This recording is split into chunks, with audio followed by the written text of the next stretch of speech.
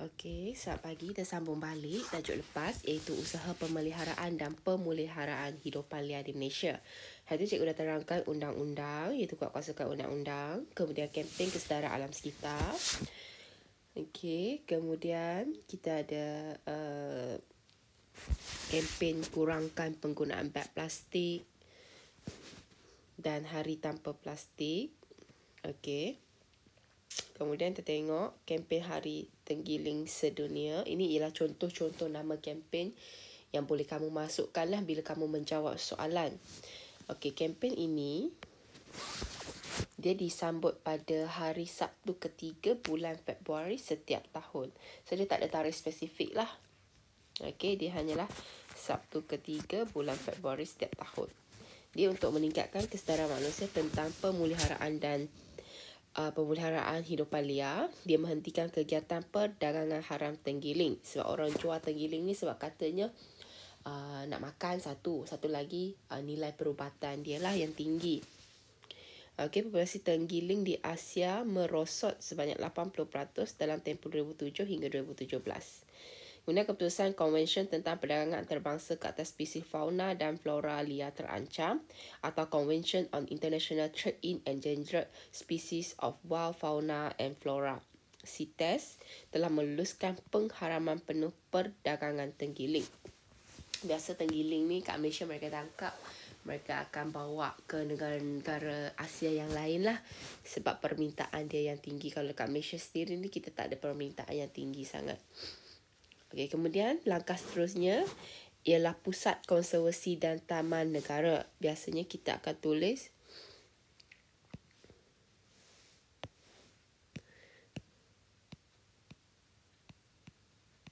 mewartakan taman negara ataupun mewujudkan pusat konservasi. Okey, apa perbezaannya? Pusat konservasi dan taman negara adalah antara usaha yang dilakukan untuk melestarikan alam sekitar. Okey, dia belum cerita lagi apa fungsi dua tempat ni. Pusat konservasi ditubuhkan untuk tujuan penyelidikan, pendidikan, rekreasi dan ekologi. Okey, maksudnya dekat pusat konservasi ni dia akan cari cara nak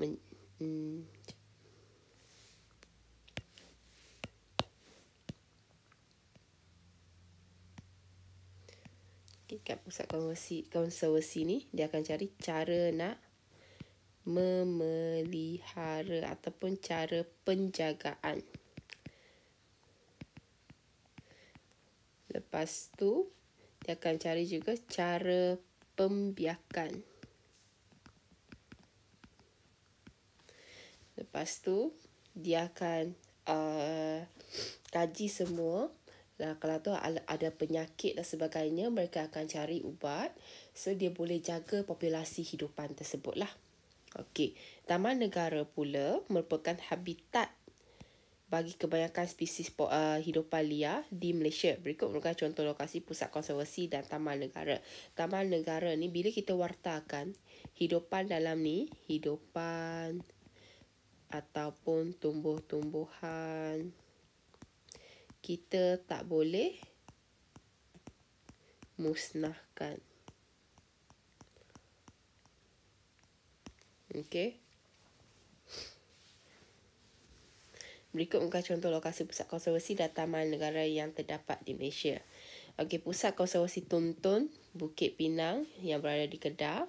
Di Kedah. Okey. Kedah atau Kedah ni Perlis Cikgu harap kamu tak lupa. Saja cikgu nak tekankan, takut kamu tertukar dengan Penang. Penang kat bawah ni lagi. Okey. Pusat Konservasi Hidupan Liar dan Pusat Menyelamat Hidupan Liar Sungai Perak. Cikgu harap kamu tahulah yang ada dekat Perak ni. Okey, ada rusa kat sana kan. Okey, kemudian Pusat Konservasi Hidupan Liar Sungai Dusun Selangor sini. Kemudian Pusat Konservasi Gajah Kebangsaan Kuala Gandah Pahang. Bila exam kamu nak bagi contoh, ambil satu je cukup yang kamu ingat. Pusat Konservasi dan Penerangan Penyu Rantau Abang di Terengganu. Okey, kita tinggal E tu. Pusat Konservasi Hidupan Liar Jenderak Selatan Pahang, E. F. G. Tempat Perlindungan Hidupan Liar Samusang di Sarawak. Okey. G. H. Tempat Perlindungan Hidupan Liar Lanjak Antimau di Sarawak. Kemudian kita ada Pusat Konservasi Lembah Danun di Sabah.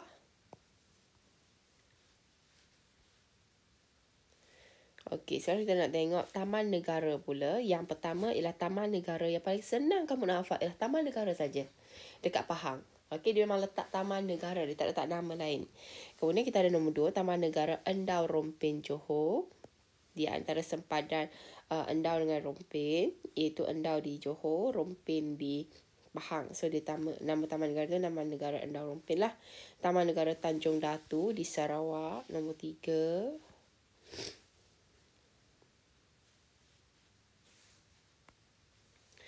Okey, kemudian Taman Negara Bako di Sarawak. Nombor 5, Taman Negara Similajau juga di Sarawak. Okey, nombor 6, Taman Negara Nia di Sarawak. Taman Negara Bukit Lambir juga di Sarawak. Taman Negara Logan Bunut, Sarawak. Taman Negara Gunung Mulu juga di Sarawak. Taman Negara Banjaran Crocker Sabah di Sabah. Taman Negara Kinabalu di Sabah. Dan Taman Negara Pulau Penyu juga di Sabah. Okey. So, kita dah habis lah. Yang ni contoh lah. Kalau dalam exam, macam mana kamu nak jawab. Kamu boleh tulis salah satu, iaitu mewujudkan pusat konservasi untuk menjalankan pendidikan seperti menjaga haiwan, iaitu haiwan terancam seperti penyu. Okey. Kalau kata mewartakan taman negara agar dapat mengekalkan habitat asal haiwan di kawasan tersebut. Seperti mewartakan taman negara di Pahang. Itu dah 3 markah lah. Okey. So, kita dah selesai untuk langkah tadi. Sekarang kita tengok langkah lain ialah penyelidikan dan pembangunan ataupun short formnya R&D. Research and Development. Okey.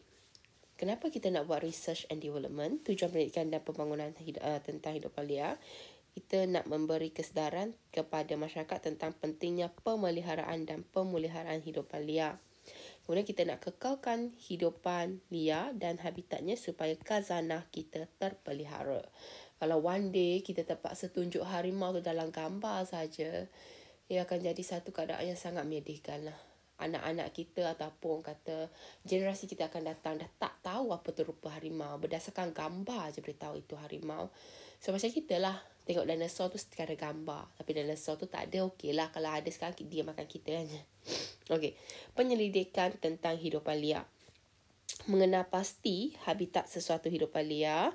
Contoh kajian tentang harimau Malaya oleh Perkhidmatan Pejabat Perhutanan Negara lah. Okey. Kemudian mengkaji spesies hidupan liar wujud di Malaysia. Kajian tentang spesies penyu oleh Jabatan Perikanan Malaysia. Kemudian mengenal pasti penyakit yang dihidapi oleh spesies hidupan liar. Contoh diagnosis dijalankan oleh Jabatan Hidupan Liar Sabah dan Universiti Malaysia. Sabah terhadap buaya yang sakit di Tuaran Crocodile Farm Sabah.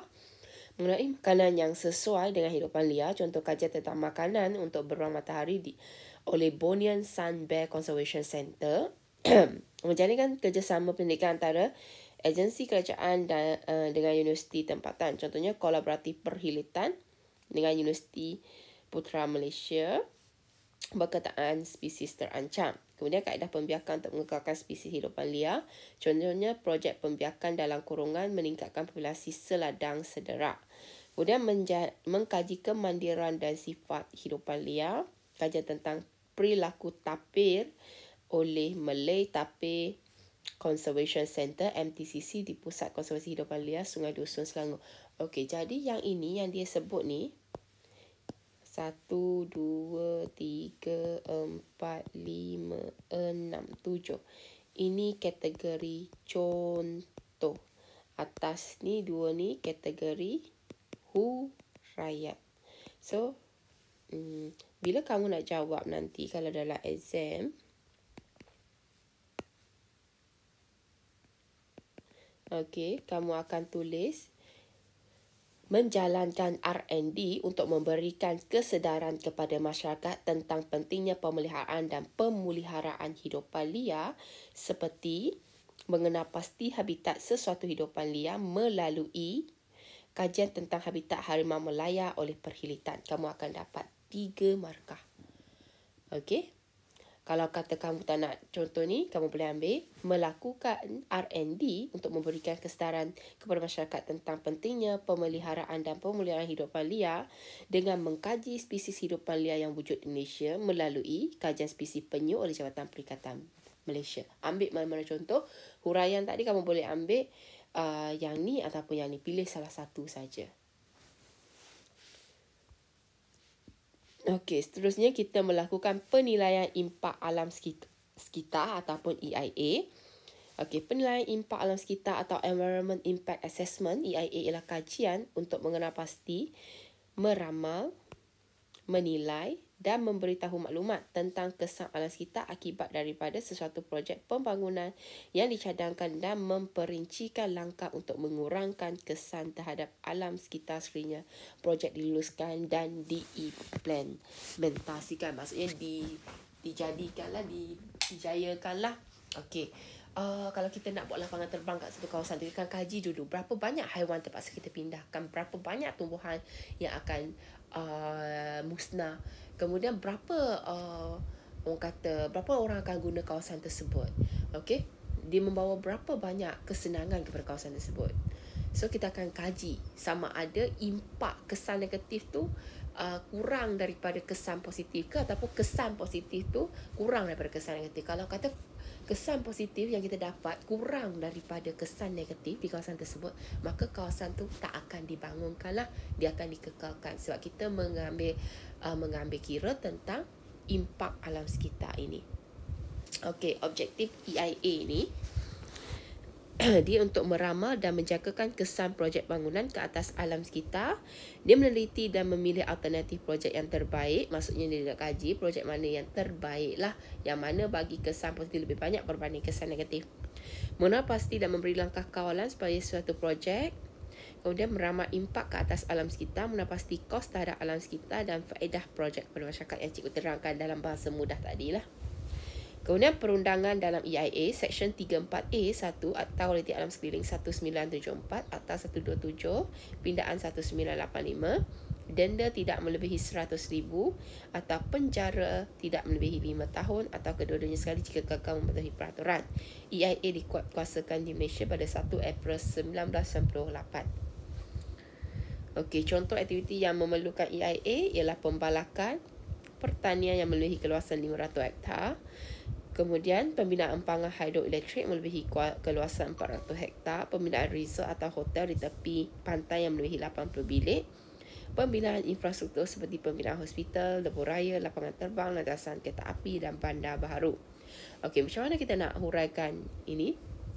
Langkah dia ialah melakukan penilaian impak alam sekitar, iaitu ialah fakta, untuk meramal, menilai dan memberitahu maklumat tentang kesan alam sekitar akibat daripada sesuatu projek seperti, ambil ni contoh, mana-mana satulah, seperti sebelum membina lapangan terbang, sebelum membina landasan kereta api, sebelum membuat pembalakan yang melebihi keluasan 500 hektar. Pilih satu contoh, itu kamu akan dapat jawapan yang lengkap, 3 markah lah. Okey, kemudian seterusnya kita akan lakukan pendidikan alam sekitar.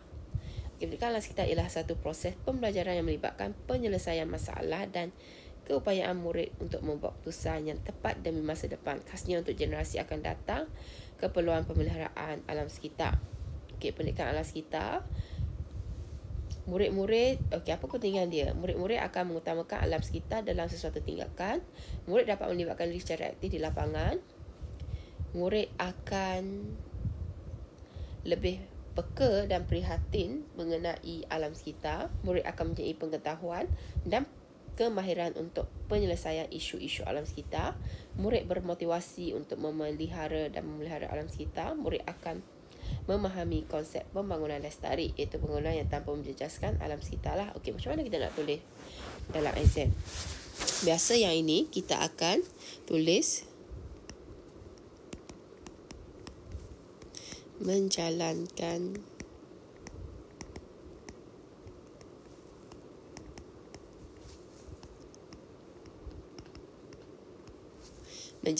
pendidikan alam sekitar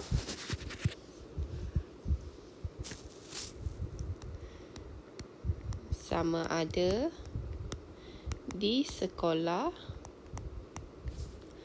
atau universiti untuk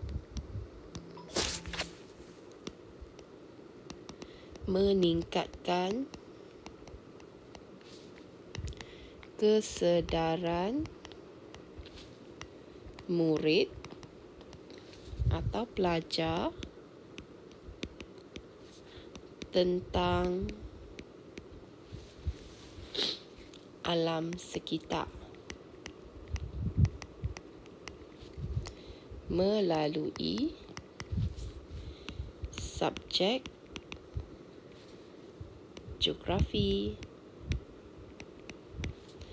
ataupun pendidikan moral ataupun subjek sains yang mana-mana berkaitan. So, bila kamu tulis macam ni, kamu akan dapat 3 markah lah. Okey. Boleh cikgu terangkan.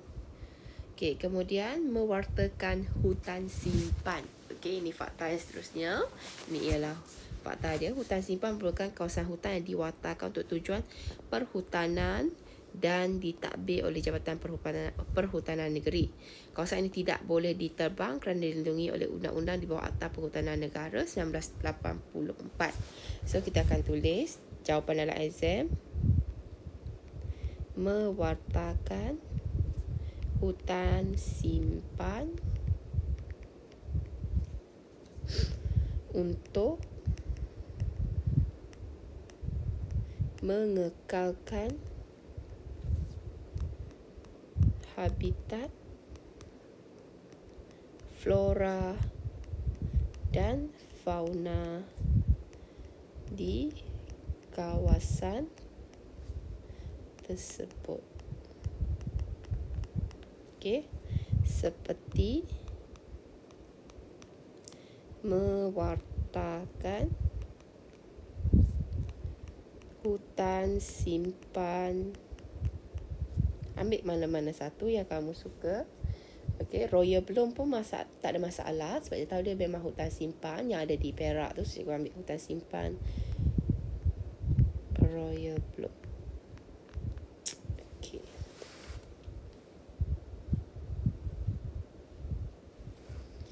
Okey, cikgu nak kamu buat latihan ni. 2 soalan. Okey, ini yang kamu dah belajar, kamu boleh imbas kembali. Kemudian yang ni boleh photostat.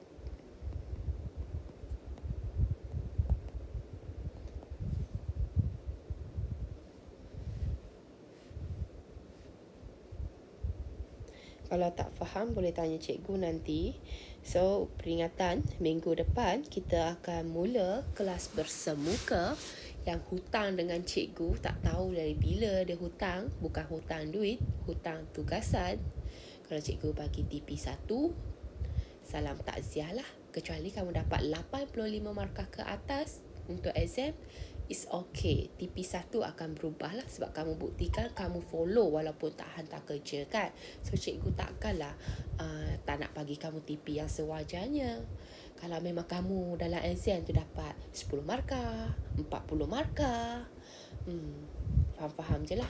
So, yang follow kelas cikgu, yang hantar tugasan selalu, cikgu ucapkan tahniah lah.